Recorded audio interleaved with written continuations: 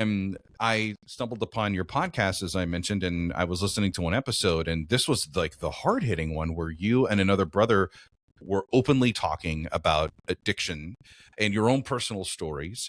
And I'm sitting here going, first of all, like, wow, I can't believe a Masonic podcast is getting into this. People don't associate Masons with having problems. We're the ones that are supposed to be the virtuous, solution good guys, and who would know that they have these real people problems, and just to be so real and candid about that. But it also hit me over the head because the particular conversation you were having on was evolved around alcohol and alcohol abuse and alcoholics. And that's a super sensitive topic for a lot of brothers. And I was kind of waiting for this moment to talk about this with you, because I've never even mentioned it, in Lodge, but I had a close colleague that I used to work with back in my radio days who was a quote unquote demolay boy.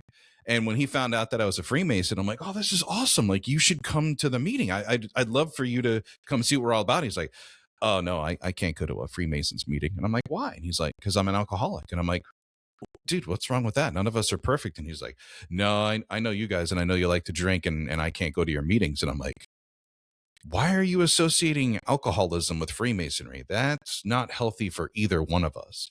And that's a real conversation I think that we do need to have, because a lot of the events, and they draw a crowd, they draw participation, which are the cigar and the whiskey tasting nights, which are fantastic. But I don't think brothers think about those that can't really enjoy that with everybody else. Even if you make accommodations, that they're just not really being sensitive or understanding the problem that other people may have with participating or even being in a room with that.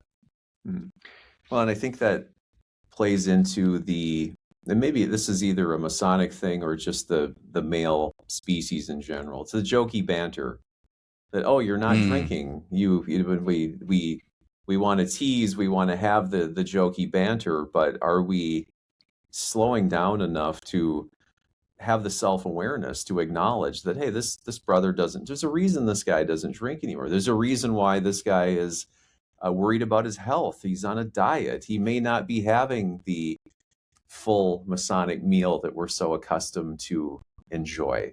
And the alcohol thing has been, as we've talked about, that it continues to grow, and many brothers are on a sobriety journey or trying to cut down, and it's health and wellness has been another push for us here too. Why don't we talk about that in Lodge? We have brothers that none of us are 25 anymore. It's still those glory days are well past.